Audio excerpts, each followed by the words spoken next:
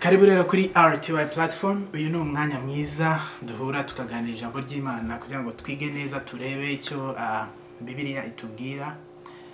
Intego yacu ni kugira ngo turusheho gusobanukirwa iby'akagakiza twahamagariwe, ndetse turusheho twige Kristo, turusheho kumenya kamere ye, turusheho kumenya urukundo dukunda ndetse n'igikorwa yakoze ku musaraba. Karibu rero kandi wowe uri hano, ndagusengeye kugira ngo uyu mwanya ukubere w'ingirakamaro ndetse usobanukirwe neza imigisha duherwa muri Kristo Yesu ndetse n'ubwiza tubonera muri we. Karibu. Uyu mwanya rero tugiye gukomeza ku nyigisho zo mu gitabo cy'Abefeso, cyangwa se urwandiko Paulo yandikiye Abefeso. So niba utarabonye video y'ubushize, ndakurarikira kugira ngo ugende klike kuri iyi link kugira ngo ubashe kumenya Paulo ni muntu ki, yageze muri Efeso gute, kuko twabivuze muri video y'ubushize. Ubu rero ndashaka ko tujya mu gitabo cy'Abefeso tukiga kuva ku murongo wa mbere kugeza kwa 14. So igice cya mbere kirimo ibintu byinshi cyane. Ntabwo nashimye ko twakiga cyose icyarimwe, ahubwo turakigabanyamo ibice bibiri. Uyu munsi turiga kuva ku murongo wa mbere tugeze kwa 14, and then ubukurikiyeho tuziga kuva ku murongo wa 15 turangiza igice cyose. Paulo rero ni umuntu nkuko nawe babwiye ushize, ni umuntu utangaje cyane. Turaza kubona impamvu zabyo, kubera ko ushize twabonye uburyo yahindutse, twabonye uburyo Paulo yarenganyaga itorero ry'Imana, tubona uburyo abateye amabuye Stefano, Paulo barambikaga amakote yabo ku birenge bya Saul, ariwe waje kwitwa Paulo. Atubwira mu Bafilipi igice cya 3 ko yari ari mu muryango w'Abenyamini, ari umufarisayo, ndetse ko by'amategeko ari inyangamugayo n'ibindi byinshi cyane. Ariko uyu mugabo na nubundi tuza gusoma imirongo imwe n'imwe atubwira ko atakirata umubiri, ahubwo yahuye na Kristo akamubera byose. Atubwira ko muri Kristo Yesu yabonye gukiranuka kutazanwa no gukurikiza amategeko, ahubwo kuzanwa no kwizera. Kandi twabonye uburyo uyu mugabo witwa Paulo credibility ye iri established, cyangwa se ihamywa n'izindi ntumwa. Twabonye muri Petero wa 2 igice cya 3 tuhere ku murongo wa 14 twarasometiza kwa 15, aho Petero akangurira abakristo b'icyo gihe yandikiraga urwandiko rwe rwa 2, akababwira ngo akabibutsa ibyo Paulo yabandikiye, ndetse akabibutsa ko batagomba kubigoreka nk'uko abaswa bagoreka ibindi byanditswe ngo bikabaviramo kugira ute kurimbuka. Yenda kugira ngo bibibutseho gatoya, reka tuhanyarukiye twasome muri Petero wa 2. Petero wa 2 igice ni cya 3, 2 Peter 3, Petero wa 2 igice cya 3 rero nko ku murongo wa 14. Reka turebe ukuntu avuga. Okay, haravuga ngo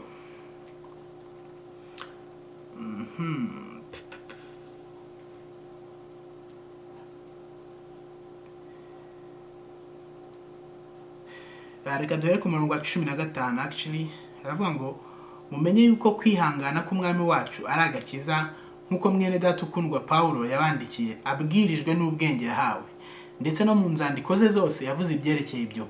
Icyakora zirimo bimwe biruhije gusobanukirwa, iby'abaswa bahindagurika bagoreka, nkuko bagira ibyanditswe bindi bikabazanira kurimbuka.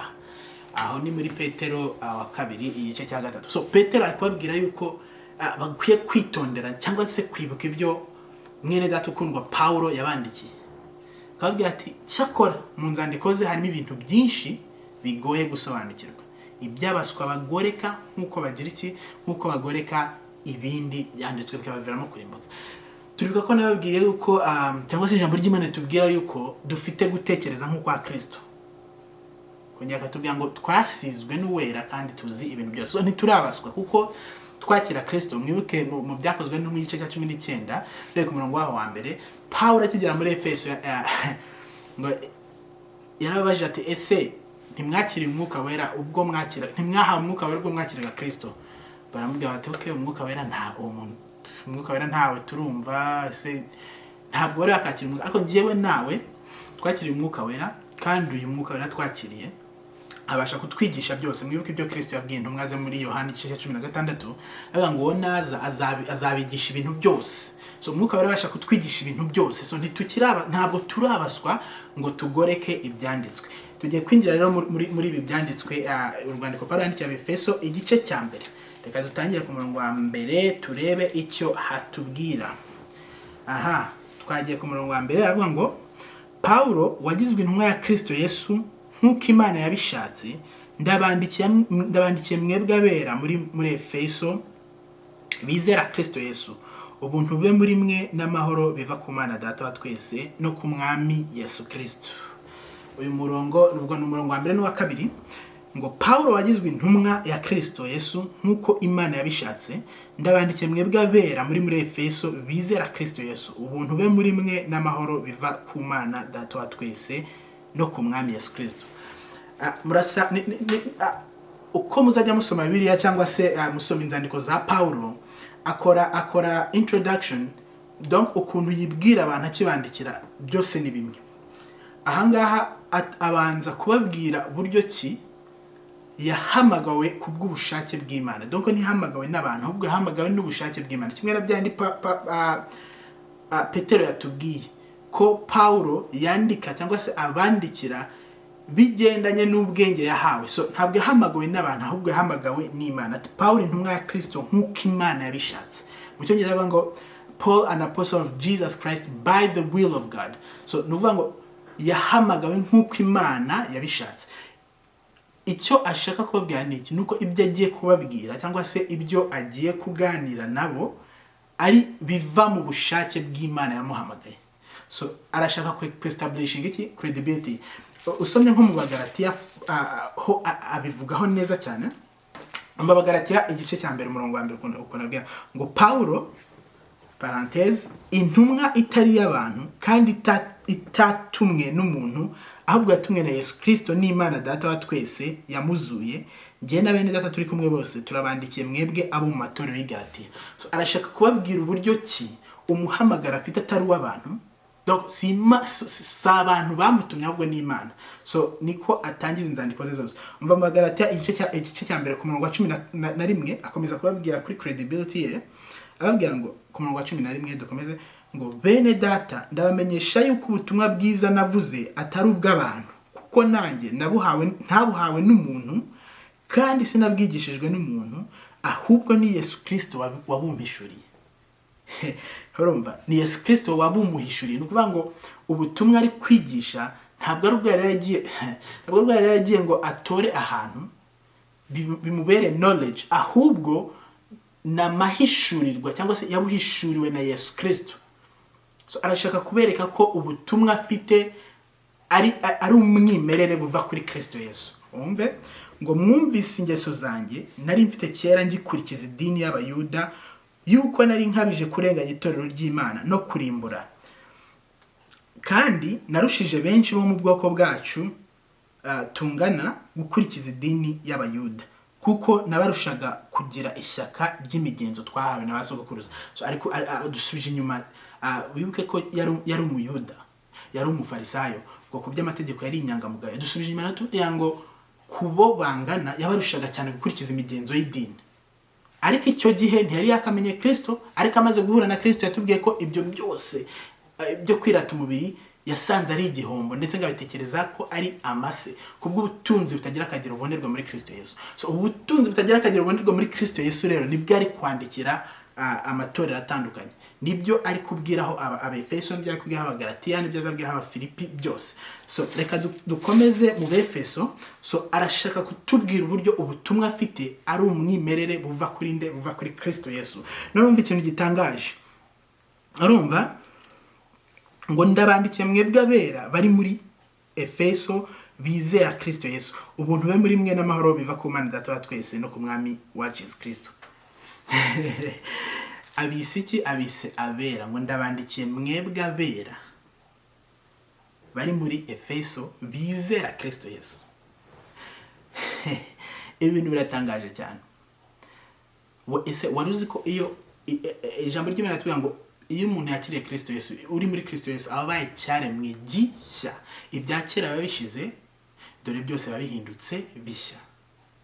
Wakomeza ku murongo wo hepfo aho ngo ni mu Bakorinto ba 2:5, ikomeje ku murongo wa 21 bakubwira ko utarigeze kumenya icyaha yahindutse icyaha ku bwacu, kugira muri we duhinduke gukiranuka kw'Imana. Niyo Paulo yandikiye abo muri abakristo bo muri Efeso, arababwiye ngo ndabandikiye mwebwe abera bari muri Efeso bizera Kristo Yesu. No kuvuga iki? Nuvuga ngo njyewe nawe ubwo twakiraga Kristo Yesu twabaye abaraganwa nawe. Uzi impamvu tuba abaraganwa na Kristo? Nuko duhinduka bera muri we. Ijambo ry'Imana rirambwira ngo uko Kristo ari mu ijuru niko turi hano ku isi. Ese Kristo ameze ate mu ijuru? Yaciye ahera hahera rimwe ahacishijwe n'amaraso ye, ngatubonera gucungurwa kwiteka. Icyo nicyo kitugira bera, kuko hatabayeho kuva kw'amaraso ntihabaho kubabarirwa ibyaha. Uwera ni muntu ki? Uwera ninde? Ukiranuka ninde? Nuwababariweho ibyaha cyangwa se nudafite ibyaha. Reka bari ko mvuga. So utsindishirijwe ahinduka umukiranutsi. So ari kubwira aba bantu bo muri Efeso, akababwira ngo ndabandikiye mwebwe abera bari muri Efeso bizera Kristo Yesu. Ndashaka kugira ngo dusobanukirwe iyi identity dufite, kubera yuko iyo tugiye imbere y'Imana tugomba kugenda twitwaje Kristo. Mwibuke ngo icyo muzasaba data cyose mu izina ryanjye azagira ute? Azakibaha. So tugomba kujya imbere ya data tutitwaje amazina yacu cyangwa se gukiranuka kwacu cyangwa se kwera kwacu, ahubwo tukagenda twitwaje ibyo tubonera muri Kristo Yesu. Muri Kristo Yesu ni nkwandikira wowe, reka mvuge ko ngiye kwandikira wowe wizera Kristo Yesu, ntabwo bizantera isoni ndetse nta nubwo bizantera, ndetse sinzaba nayobye nimvuga ngo ndakwandikiye wowe wera. Ndakwandikiye wowe wera kuko wizera Kristo Yesu. Ntabwo ari ubuyobe, ahubwo n'inyigisho nyakuri yuko iyo umuntu yakiriye Kristo Yesu ari cyaremwe gishya. Iki cyaremwe gishya ijambo ry'Imana ritubwira ngo kiremewe cyangwa se cyaremewe gusa n'ishusho yakiremye, gusa n'iyakiremye. So uri uwe nkuko Kristo ari mu ijuru niko nawe uri hano ku isi. So Paulo yandikira ab'Efeso aravuga ngo ndabandikiye mwebwe abera bari muri Efeso bizera Kristo Yesu, ubuntu be muri mwe n'amahoro biva ku Mana Data wa twese. So ndashaka kugira ngo twexpandinge kuri iki kintu cyo kuvuga ngo abera bari muri Efeso. Ese ni Paulo gusa? Na Petero yarabitubwiyeho muri Petero wa mbere igice cya 2 umurongo wa 9. Reka twasome twumve. Petero wa mbere igice cya 2 umurongo wa 9. Yes, Petero wa mbere 2 dore ku murongo wa 9 amva ukuntu havuga. Avuga ngo ariko mwebweho, ariko kwandikira Kristo, abantu bakiriye Kristo Yesu nk'umwami n'umukiza, ariko kwandikira ngo ariko mwebweho muri ubwoko bwatoranijwe, abatambyi b'umwami, ishyanga ryera n'abantu Imana yaronse, kugira ngo mwamamaze ishimwe ry'yabahamagaye ikabakura mu mwijima ikabageza mu mucyo wayo witangaza. Abo nibo turibo. Nuvuga ngo iyo wakiriye Kristo Yesu hari identity nshyashya wakira, hari yindi ndangamuntu wakira, hari aho uva, hari aho ujya. Petero atubwiye ko duhita tuva mu bwami bw'umwijima tukajya mu bwami bw'umucyo. So nuvuga iki? Wowe wakire Kristo Yesu nk'umwami n'umukiza, kuva uyu munsi utangire umenye uwo wahinduwe we, umenye ko umuntu wawe w'umwuka cyangwa se your spirit man numwe na Kristo. Petero niwe wandikira Abagalatiya mu gice cya 2 umurongo wa 20 aravuga ngo nabambanywe na Kristo ariko ndiho, nyamara si njye uriho ahubwo ni Kristo uri muri nge. You see? Now you have to understand, ugomba kumenya, ugomba gutangira kwiga kurebesha amaso y'umwuka, kuko abayoborwa n'umwuka wera nibo bana b'Imana nyakuri. So kuyoborwa n'umwuka wera ni gute? Cyangwa se kurebesha amaso y'umwuka ni gute?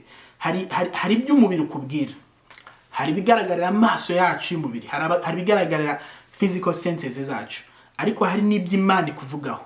So icy'Imana ikuvugaho niko kuri, ukuri ni icy'Imana ikuvugaho.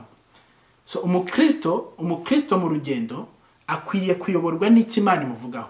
So iki Imana ituvugaho ni iki?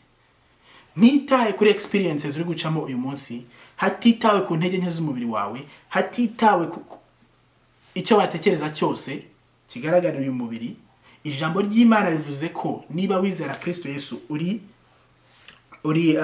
ubwoko bwatoranijwe, muri abatambyi b'ubwami, muri ishyanga ryera, muri abantu Imana yaronse kugira ngo mwamamaze ishimwe ry'abahamagaye. So uwo ni we, uko ni Imana ikubona. So Paulo yandikiye Abefeso akavuga ati ndabandikiye abera bari muri Efeso bizera Kristo Yesu, uko ni Imana ibabona.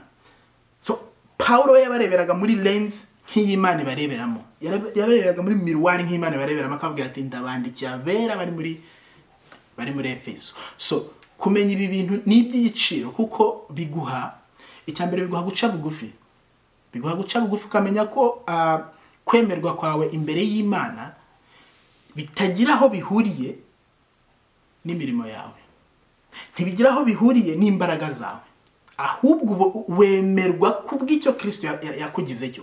Kuko buriya bwami Petero atubwiye bw'umwijima yatuvanyemo akadushyira mu mucyo w'isanzure w'umwana we, nta murimo n'umwe wari gukora kugira ngo bivane muri uriya mwijima. Nta murimo n'umwe wari gukora kugira ngo uvanwe muri buriya bwami bw'umwijima uzanwe mu bwami bw'umucyo bw'umwana we akunda. Ubwo ni bwo buntu, ubwo ni ubuntu. Is the first work of grace. Reka mbivuga. Nuvuga ngo igihe twari dupfuye tuzize ibyaha byacu, yatanze umwana wayo aradupfira, ahinduka icyaha ku bwacu, kugira ngo muri we duhinduke gukiranuka kw'Imana. Dore uko gukiranuka kw'Imana twahindutse bitugirirwaho iyo twakiriye Kristo Yesu, uko niko turi. So ntitaye ku byo uri gucamo, cyangwa ntitaye ku ntege nke z'umubiri wawe, cyangwa ntitaye ku kindi kintu icyo ari cyo cyose, menya yuko uri ugukiranuka kw'Imana, menya yuko uri uwera, menya yuko uri ishyanga ryera, menya yuko uri ubwoko Imana yaronse kugira ngo wamamaze ishimwe ryagize ute ryaguhamagaye. Ibyo bintu biguhe gutuza. Aho niho assurance yacu nk'abakristo iri. Nuko tuzi neza yuko kwemerwa kwacu imbere y'Imana bidashingiye kuri experiences z'umubiri, ntibishingiye ku byo dukora, ahubwo bishingiye ku cyo Kristo yakoze. So umva nze nkwereke ikintu gitangaje. Umubano wacu n'Imana ntabwo ushingiye ku mirimo myiza dukora, ahubwo reka nze nkwereke, kuko twaronse Imana, kuko Imana yaturonse, kuko dufitanye relationship nziza n'Imana, tubasha kwera imbuto. Ntabwo imbuto twera arizo zidutwara ku Mana, ahubwo iyo turi ku Mana, iyo turi mu Mana, iyo turi muri yo, iradushoboza. So ni umurimo utangiramo imbere, none kirimo imbere kikabyara ibigaragara. Ntabwo ari ibigaragara biza muri twe ngo biduhindure. Oya. Niyo mpamvu Kristo yabwiye abantu avuga ngo mwite igiti cyiza n'imbuto zacyo zizaba nziza, mwite igiti kibi n'imbuto zacyo zibe bi. So twebwe rero Kristo niwe giti. Kristo niwe giti, turi amashami. Icyo giti rero ni cyiza. So nuvuga ngo irrespective ya experiences, ugomba kumenya yuko hari uwo wagizwe we muri Kristo Yesu. Uko ni Imana ikubona. Imana irashaka ko ngo nuko mwegera intebe y'Imana, mwegera intebe y'Imana mufite imitima iminjiro yo kutimenya ikibi. Egera intebe y'Imana ushikamye, nujya gusenga ugende wumva ko ugiye wambaye gukiranuka kwa Kristo. Iri jambo riranshimisha cyane. Nuvuga ngo iyo ngiye gusenga, cyangwa urumva iyo ngiye gusenga, nibuka uyu murongo utubwira ko icyo tuzasaba cyose mu izina rye tuzagihabwa. Nkagenda ntakitwa Norbert, nkagenda mu izina rya Kristo, nkagenda nambaye gukiranuka kwe, nkagenda ntambaye gukiranuka kuzanwa n'imirimo yanjye, ahubwo nkagenda nambaye gukiranuka kwe. Nkagenda nzi yuko uko Imana ibona Kristo ariko nanjye iri kumbona muri uyu mwanya.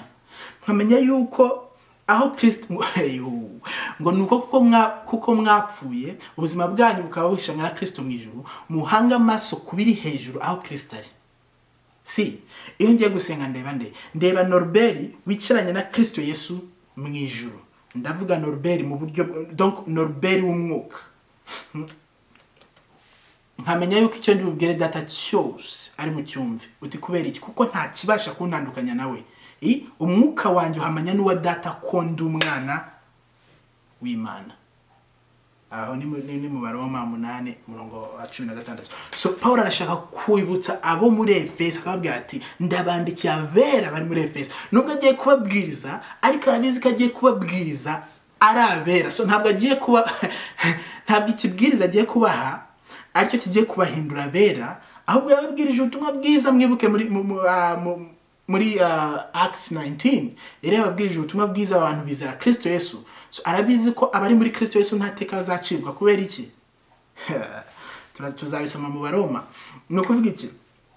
Aba bantu Paulo yababwirije ubutumwa bwiza barabwakira, bari muri Kristo Yesu, ari kubandikira nk'abera.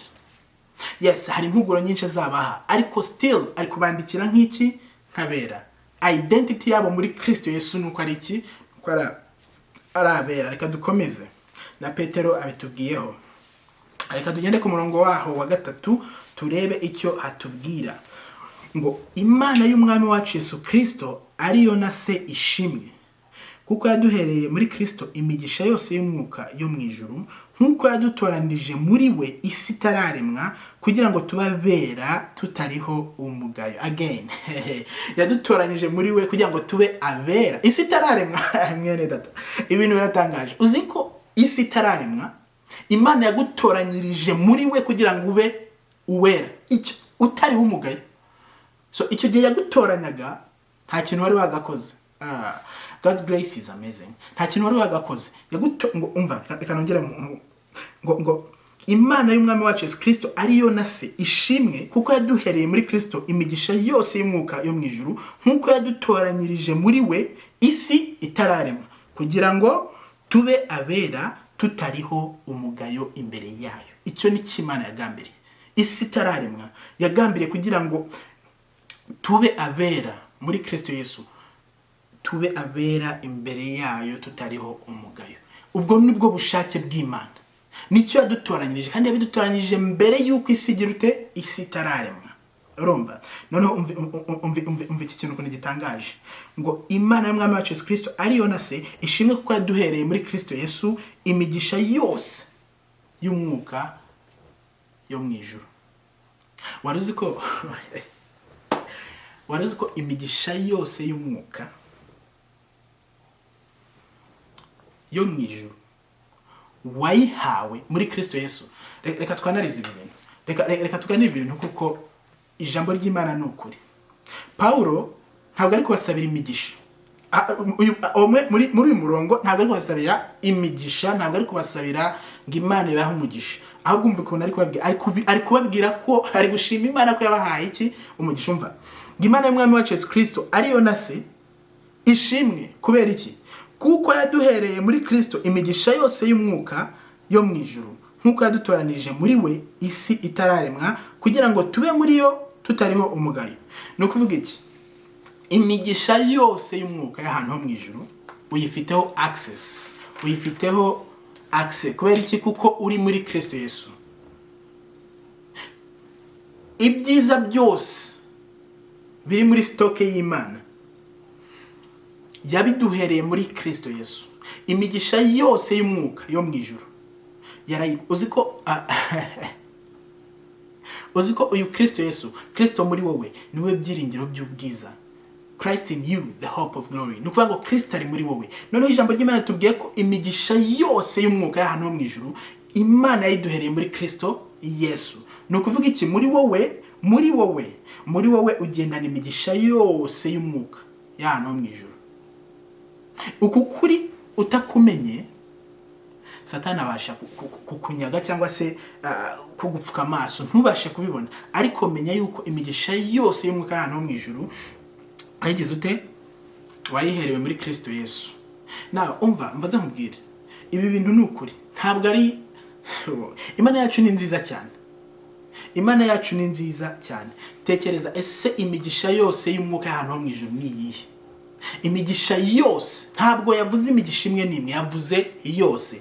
Iyo dusomye Gutegeka kwa kabiri igice cyaho cya 33 ngira ngo batari 30, aho Imana ibabwira imigisha bazahabwa nibumvira, ikababwira n'imivumo bazahabwa. Iyo usomye usanga imigisha, hari imigisha myinshi cyane Imana yari yabasezeranyije mu isezerano ry'amategeko. Aravuga ati nimwumvira mugakurikiza amategeko yanjye, dore imigisha yose nzabaha. Nimwanga mukagoma, dore imivumo yose nzabaha. Twagera mu Bagalatiya, Pawulo akatubwira ko Kristo yadukijije imivumo yose y'amategeko, kuko yemeye kuba iki? Yemeye kuba ikivume ku bwacu, apfa n'urupfu rwo ku musaraba. So nukuvuga iki? Muri Kristo Yesu noneho Pawulo watubwiye ko twahawe imigisha yose y'umwuka y'ahantu ho mu ijuru. Ntabwo numvishemo imivumo, ni imigisha. Now umuntu uzakubwira imigisha muri Kristo Yesu mwene data, ntabwo ari prosperity gospel. In fact ndacya struggling gushaka gospel itari prosperity, kuko gospel cyangwa se ubutumwa bwiza ni ububwira umuntu icyo Kristo yakoze. Mu bintu Kristo yakoze byose nta kitari cya prosperity kirimo. Nta kintu sinzi wakimbwira ute? Ntacyo. Kuko niba tuvuze ngo yaduhereye imigisha yose y'umwuka y'ahantu ho mu ijuru muri Kristo Yesu, imigisha yose, ntabwo Paulo yibeshye, ni imigisha. So ntabwo twakwitiranya imigisha n'imivumo. Umugisha ni umugisha, umuvumo ni umuvumo. Muri Kristo Yesu twahawe imigisha yose y'umwuka y'ahantu ho mu ijuru. So tugomba kumenya gutandukanya umugisha w'Imana, tugomba kumenya gutandukanya atake y'umwanzi, tugomba kumenya gutandukanya feelings z'umubiri wacu.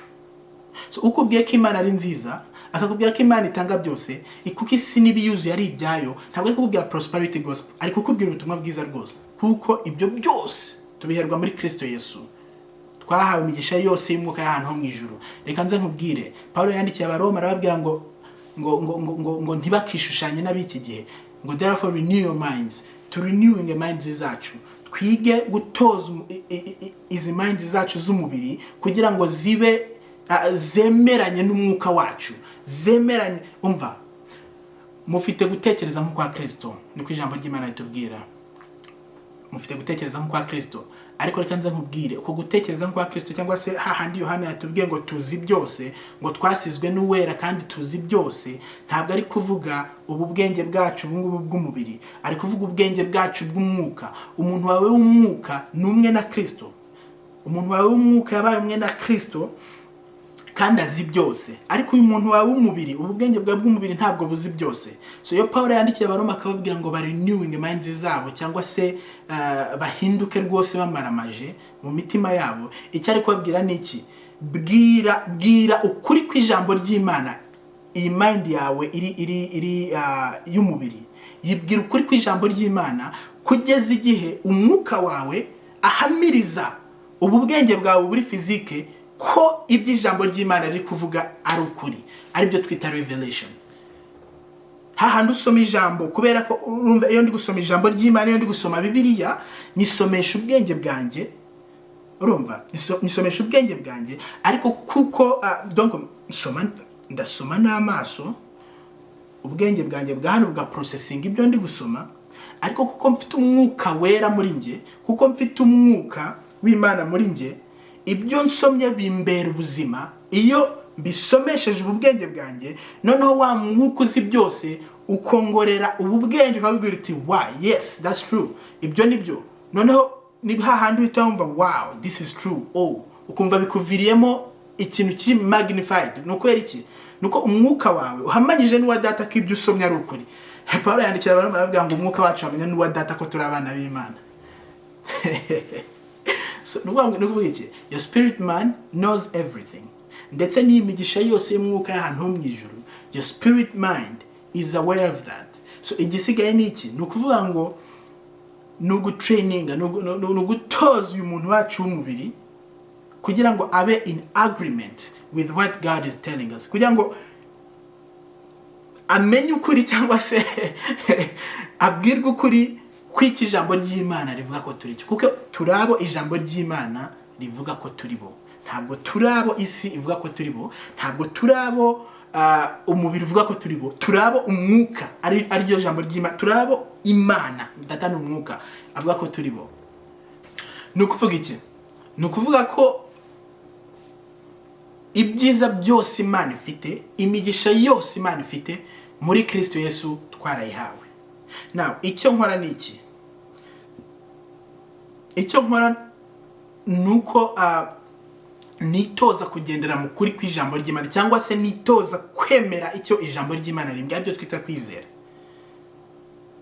So it's not about what I see. Ntitugenda tuyoborwa n'ibyo tureba, ahubwo tuyoborwa n'ibyo twizera, tuyoborwa no kwizera. Ntitukigenda nk'uko abisi bagenda, kuko bagenda bayobowe na senses zabo, ariko twebwe tuyoborwa n'ikintu cyitwa kwizera. So ntituyoborwa n'ibyo tubona, ahubwo tuyoborwa n'ibyo twizera. Twizera iki rero? Twizera iby'ijambo ry'Imana ritubwira.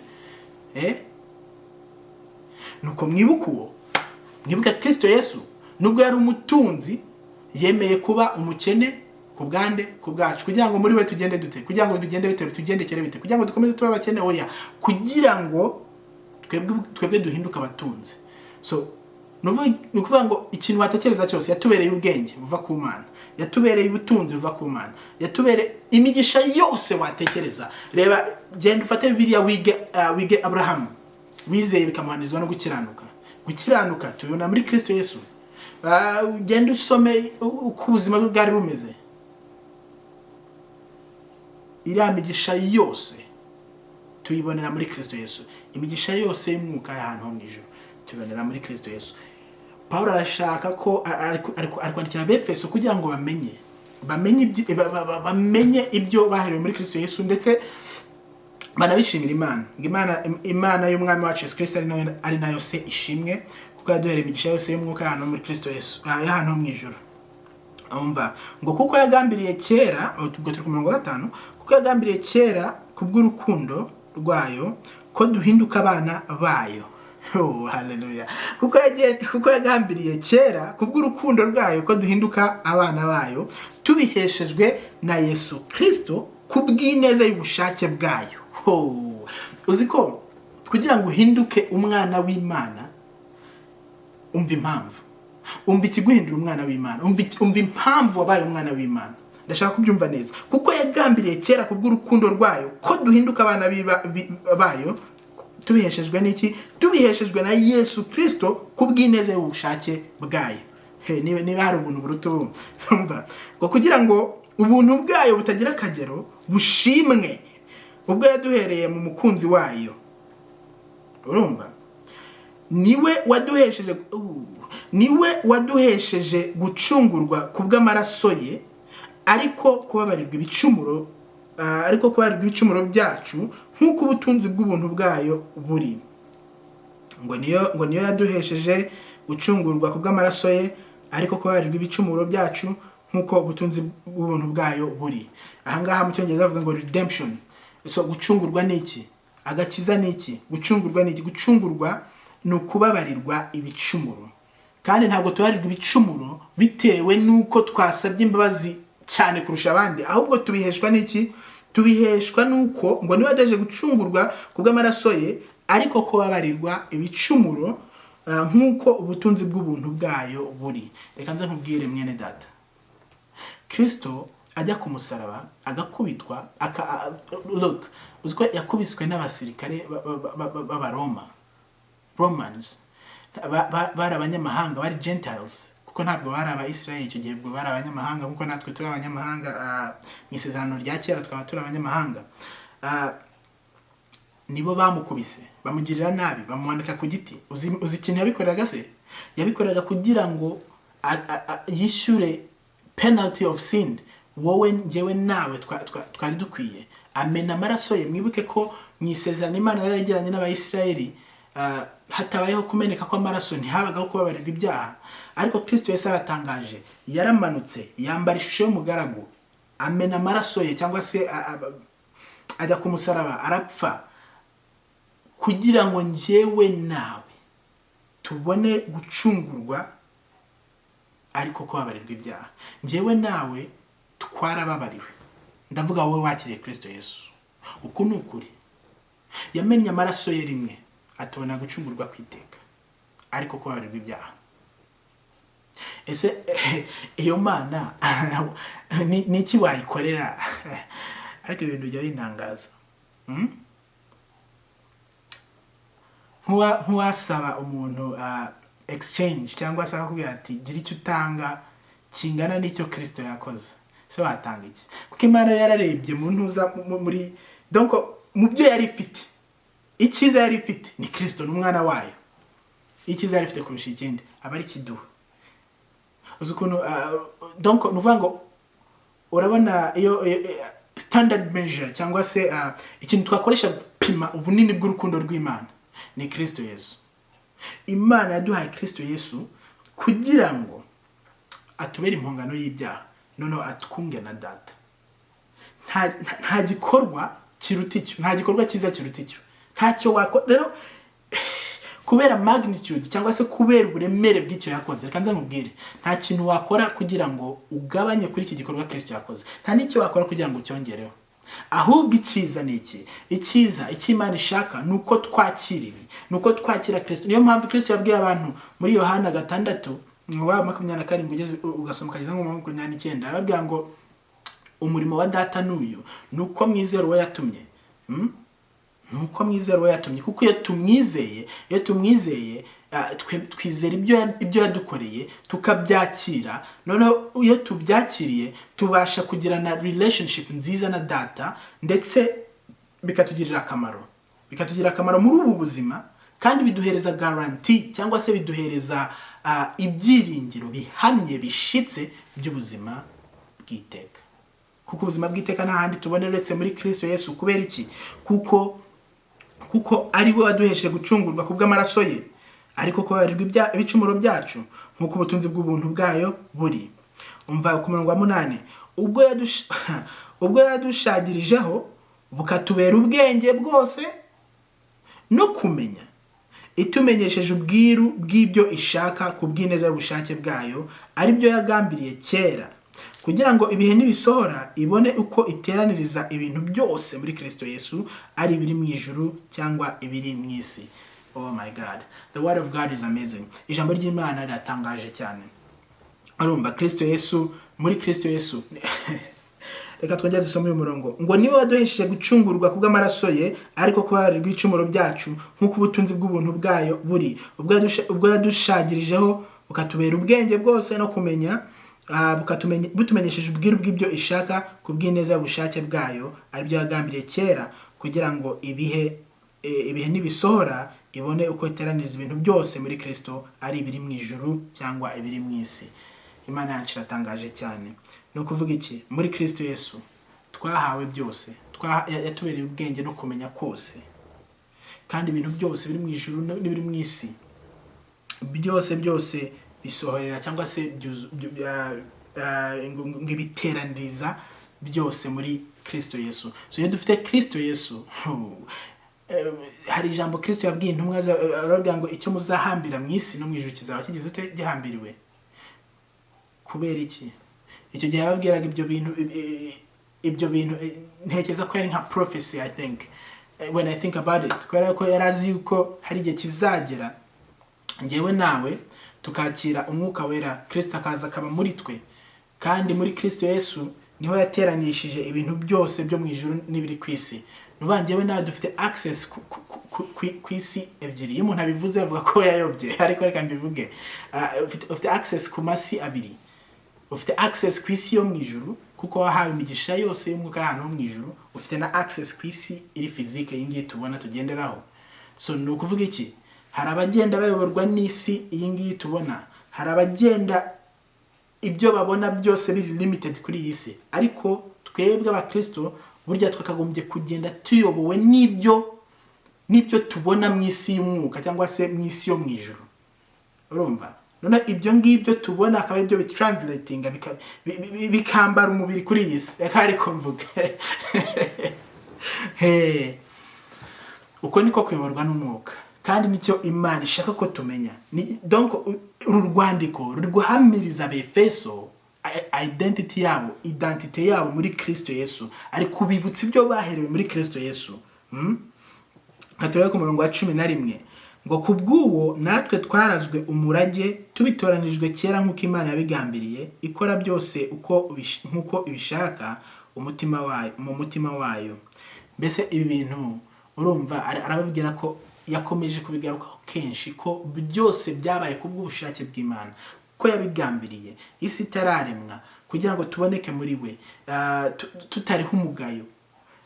Kubw'uwo natwe twarazwe umurage tubitoranijwe kera nk'uko Imana yabigambiriye ikora byose nk'uko ibishaka mu mutima wayo, ngo tube abo gushimisha ubwiza bwayo, twebwe abiringiye Kristo uhereye kera.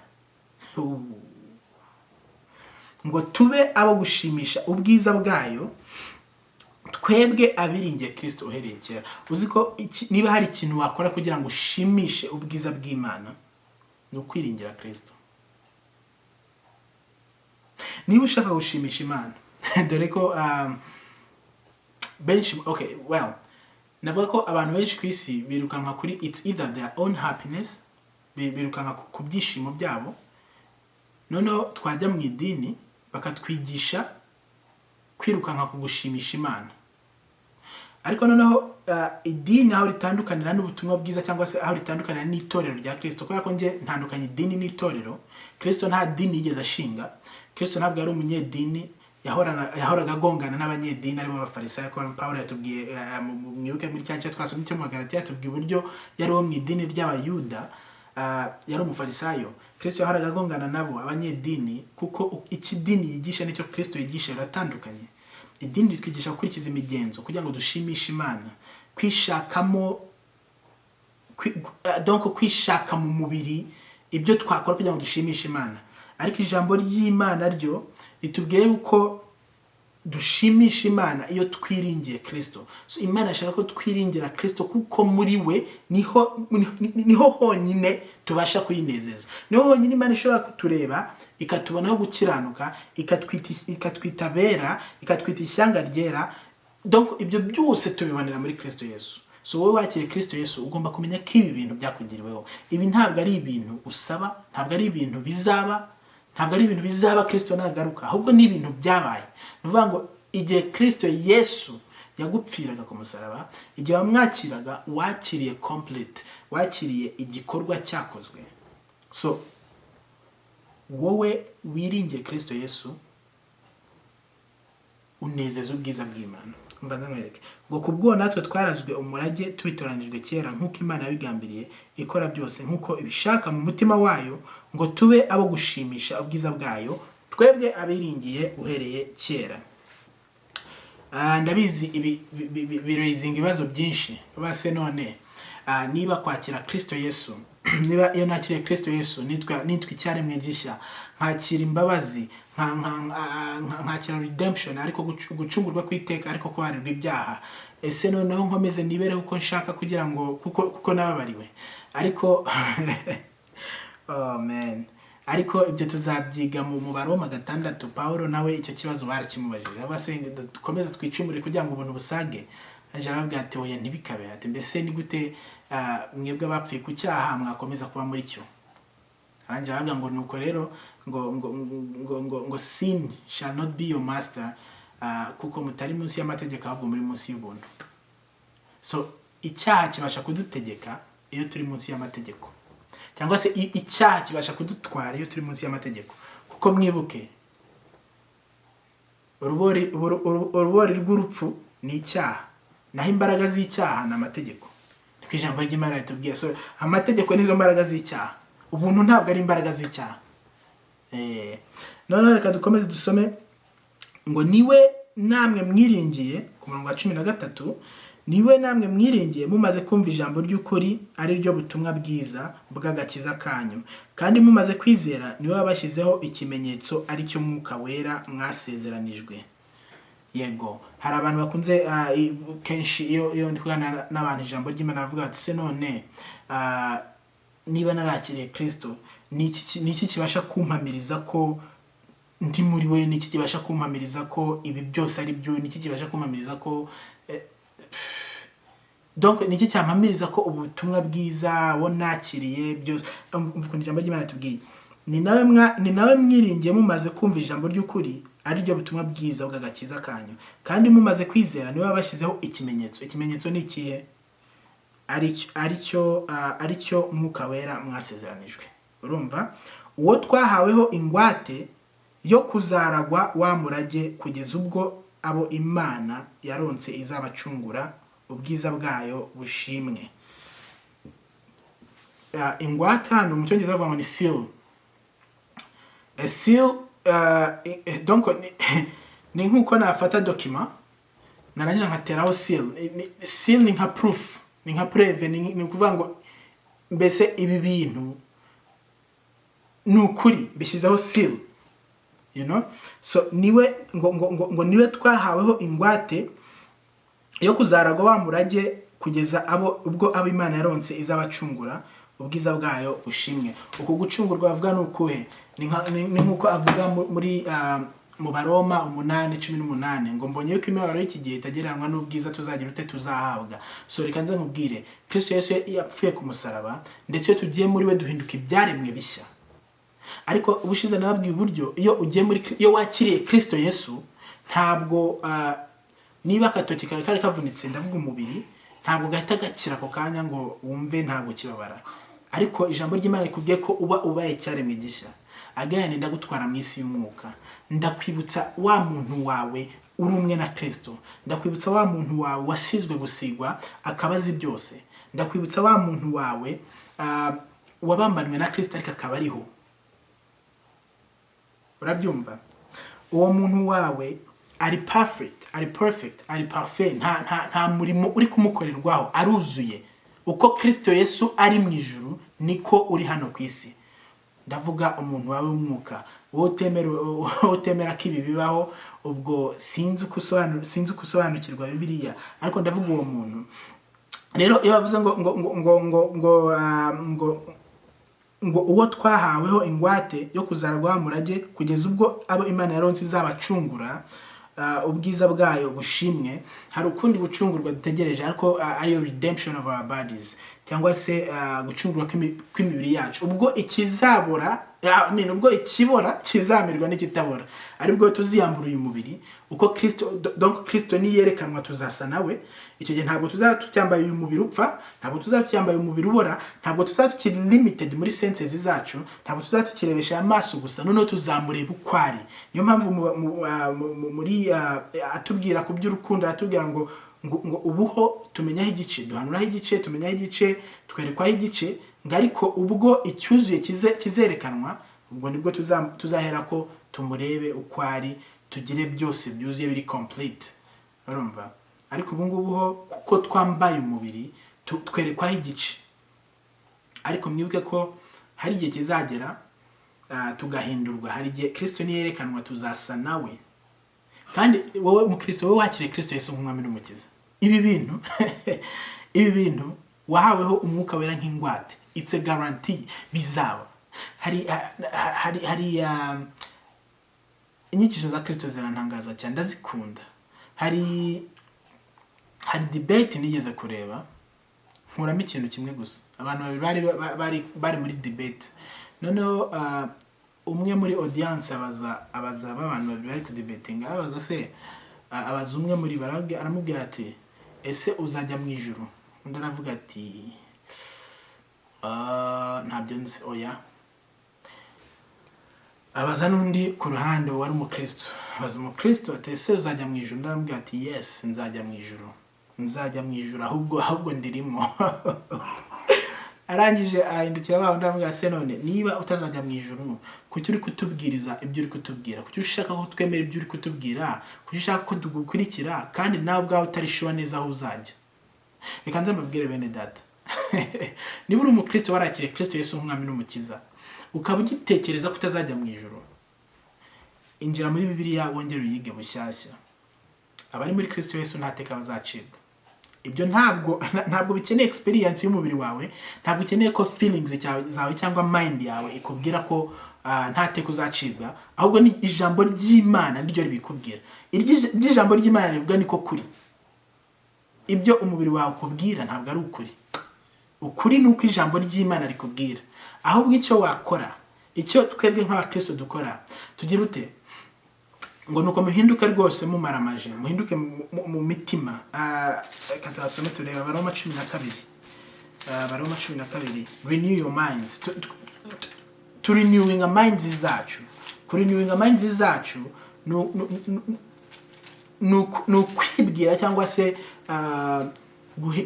kubwira ubwenge bwacu bw'umubiri, mind yacu y'umubiri, kugira ngo ibe in conformity with the word of God, yemeranye n'iki jambo ry'Imana rituvugaho. Umva nze nkwereke ngo Abaroma 12, ngo nuko bene data ndabinginga kubw'imbabazi z'Imana ngo mutange imibiri yanyu ibe ibitambo bizima byera bishimwa n'Imana, ariko kwikorera kwanyu gukwiriye. Kandi ntimwishushanye n'ab'iki gihe, ku murongo wa 2, ngo kandi ntimwishushanye n'ab'iki gihe, ahubwo muhinduke rwose mugize imitima mishya, kugira ngo mumenye neza iby'Imana ishaka, ari byo byiza bishimwa kandi bitunganye rwose. Umva, ntabwo wamenye iby'Imana ishaka utaragira renewing a mind yawe. You need to renew your mind kugira ngo umenye iby'Imana ishaka. Urumva, iby'Imana ishaka ni tumenyera mu ijambo ry'Imana. No kuvuga ngo iyo usomye ijambo ry'Imana, yes, urisomesha amaso yawe, ariko as you tell your mind ijambo ry'Imana rivuga, umwuka wera uri muri wowe arabikonfirma, yes, and then ukabona revelations bikakubera iki ubuzima. Kandi ijambo ry'Imana mu Befeso hano muri iki gice twasomye ryatubwiye yuko yaduhaye ububasha bwo kumenya iki ubwiru bwayo, kuko ari byo yagambiriye isi itararemwa.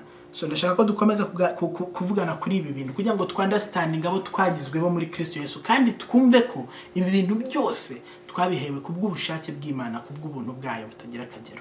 Tuzakomeza tubyige bitubere ubuzima, kuko niba hari ikintu kimwe cyonyine, niba ushaka kumenya urukundo rw'Imana, kumenya uko Imana igukunda, dore ngo uko wabimenya, iga igikorwa Kristo yakoze ku musaraba. Nicyo kizakwereka magnitude cyangwa se ingano y'urukundo Imana igukunda. Kera hari ukuntu twagiraga umwanya wo gushima Imana, ndavuga mu mashuri muri za high school, ukumva ibintu abantu bashimye Imana. Njyewe ibintu abantu bashimaga Imana kuko ibakunda, shima Imana yuko inkunda, akavuga ABCD, nkumva byose nta na kimwe mfitemo. Havuga nariko Imana wasanga itankunda, kuko ibi bintu abandi bayishima ko kibakunda bafite, njyewe ntabyo mfite. Ndashimana ko mfite ababyeyi beza, nareba nkabona ntabo mfite.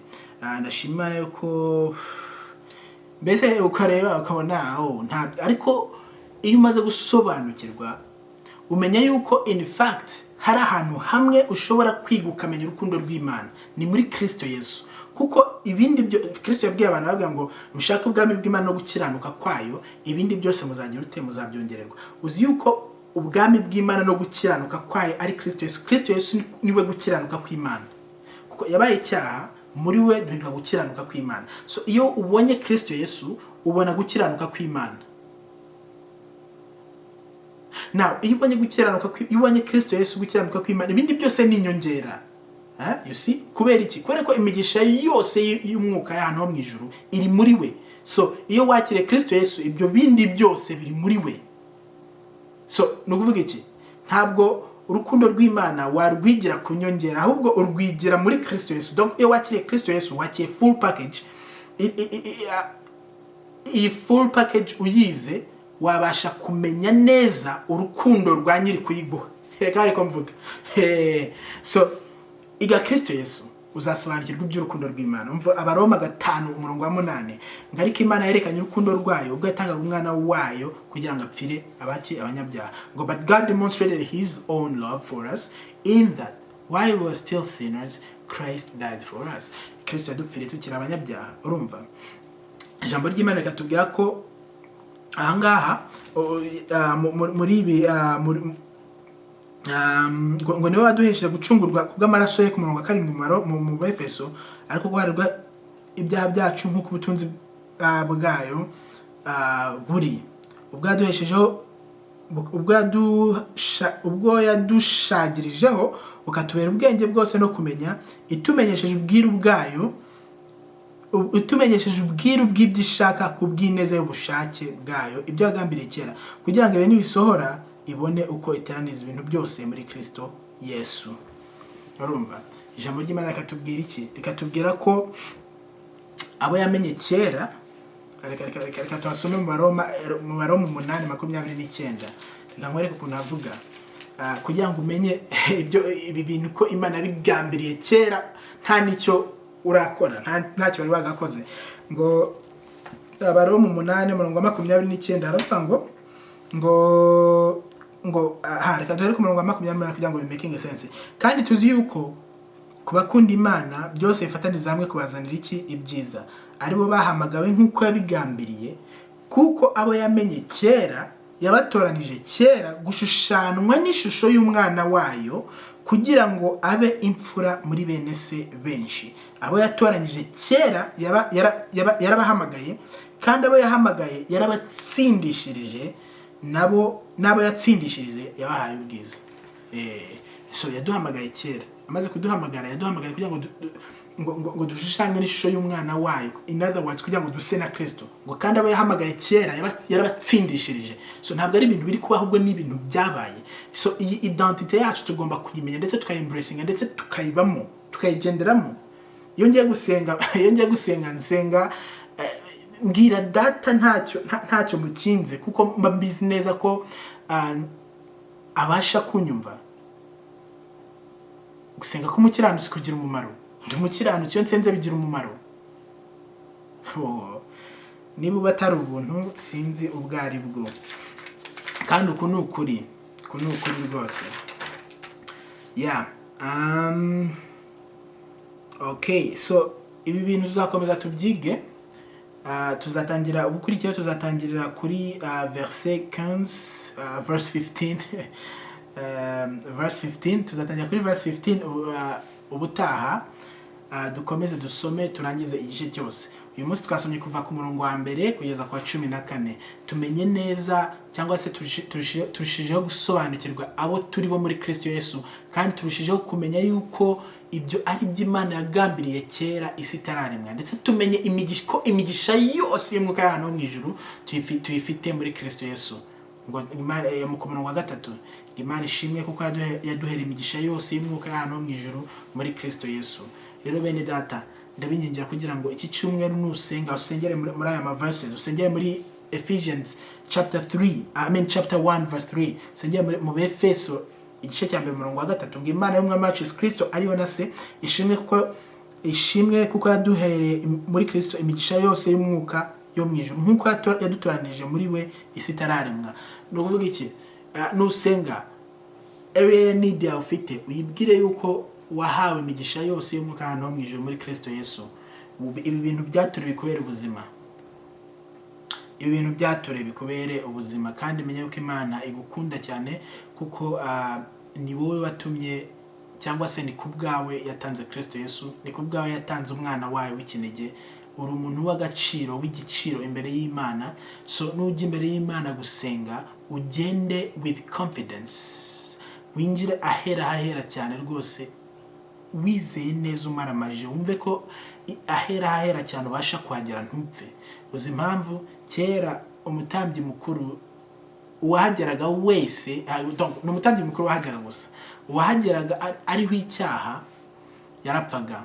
Ariko njyewe nawe uyu munsi tubasha kwinjira, tubasha kujya imbere y'ubwiza bwayo ntidupfe. Mwibuke ku musozi Sinayi, Imana ibaha amategeko, hapfuye abantu bangahe 3,000. Ariko njyewe nawe uyu munsi tujya imbere y'Imana, tujya imbere y'ubwiza bw'Imana ntidupfe, kuko hari icyabaye, hari icyakozwe. Ntabwo ari uko Imana yahindutse, ntabwo ari uko itakiri yera, ni yera, ahubwo hari igitambo cyatanzwe. Icyo cyatanzwe na Kristo Yesu, umutambyi mukuru akaba igitambo. Yitambye rimwe gusa atubonera gucungurwa kwiteka. Niyo mpamvu njyewe nawe uyu munsi tubasha kujya imbere y'Imana, tukayigira ute, tukayibwira ibyacu byose, kandi tukavayo twishimye ndetse tunezerewe, kuko duhawe ku cyo data, cyangwa se duhishuriwe ku byo data yaduhaye muri Kristo Yesu. So ndashaka kugira ngo utangire utekereze mu buryo bw'umwuka, utangire witekereze nk'uko Imana igutekereza, utangire wibone nk'uko Imana ikubona, maze biguhereze confidence, ndetse umenye yuko relationship yawe n'Imana idashingiye kuri wowe ahubwo ishingiye ku cyo Kristo yakoze. Nujya imbere y'Imana ugende rwose ufite umutima utuje, ugende uvugishe data, umubwire ibyawe byose ntacyo wikanga. Uzi ko Satani ari we murezi wa bene data. Satani niwe murezi wa bene data. Ntukamwemerere rwose kugutocaringa cyangwa se kukurega. Sometimes your conscience will condemn you. Ariko menya yuko abari muri Kristo Yesu ntateka bazacibwa. Ese ninde who can condemn the elect of God? Ntawe. Ntabwo yaba data kuko niwe batsindishiriza. Mwakoze cyane kubana nanjye rero, ibintu tuzakomeza tubyige, ni byinshi cyane. Tuzatangira ku murongo wa 15 ubutaha. Imana ibarinde kandi mukomeze mwishimira agakiza mwahawe muri Kristo Yesu. Bye.